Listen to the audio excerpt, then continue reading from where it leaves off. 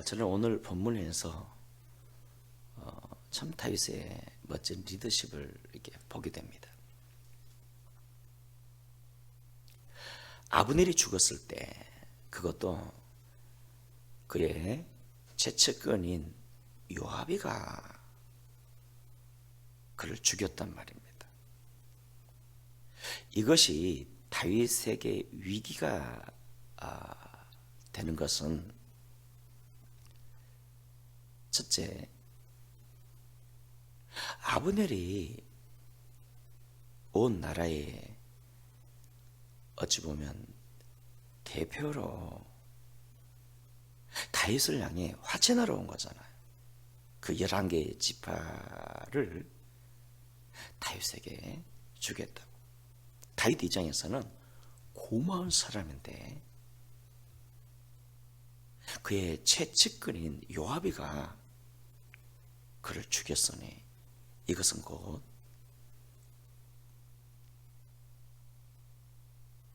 다윗에게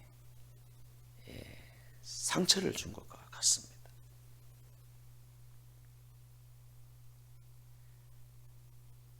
또한 둘째, 사람들이 얼마나 오해하겠습니까?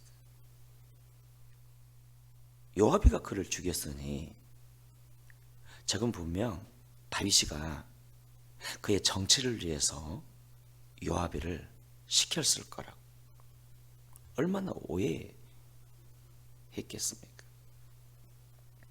이런 상황에서 다윗은 그를 위해 엉엉 울어주었고요. 단순히 울어줌을 넘어서서 애곡하지 않았습니까? 온 백성들에게도 명령했죠. 너희는 옷을 찢고 베옷을 입고 그를 위해 애곡하라고. 그리고 친히 애가까지 불러주면서 식음을 전폐하고 음식을 줘도 먹질 않는 거예요. 해 떨어지기 전까지 내가 만약 음식을 먹는다면 여호와께서 내게 벌이요 벌을 내림이 마땅하도다.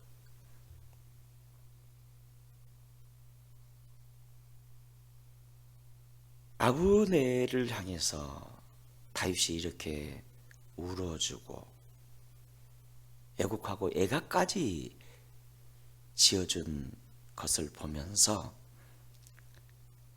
그자의 백성들이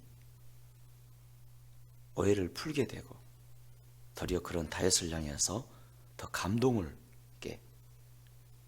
받게 되고 이 사건이 오히려 다른 지파와 화합하는데 굉장한 도움이 됐다는 거죠. 사실 그 아브넬을 위해서 애곡하며 애가까지 이렇게 지어서 주었던 다윗의 이런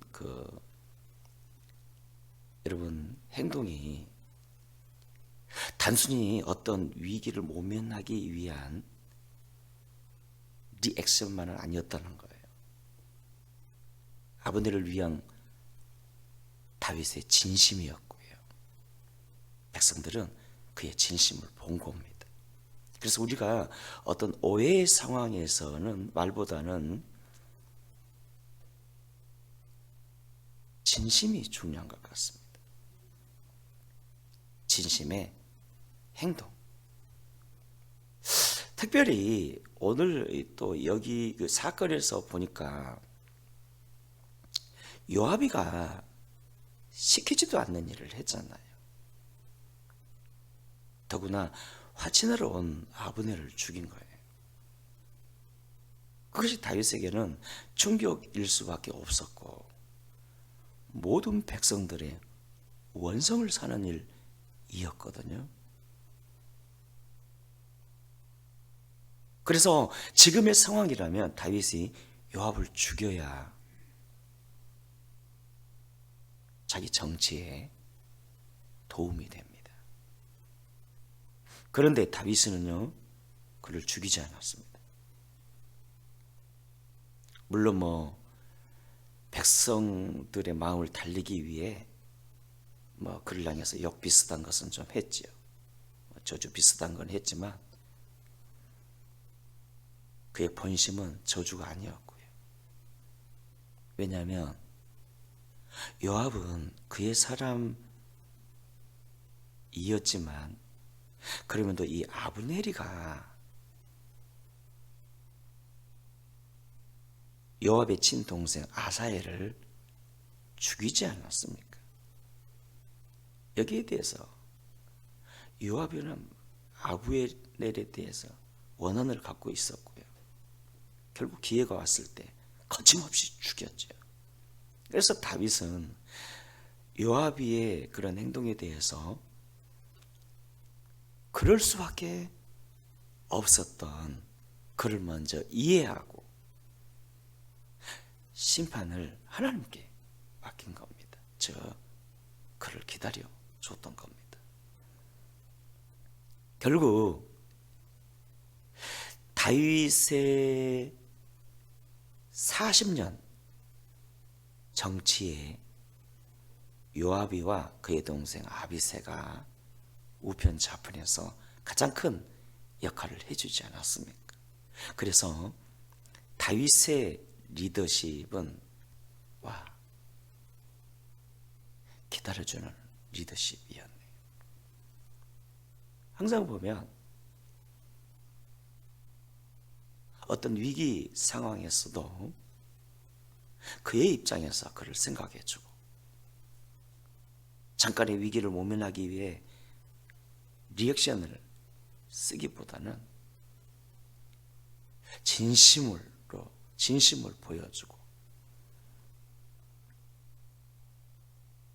사람을 쓰에 있어서 자기 정체를 위해서 이용하기보다는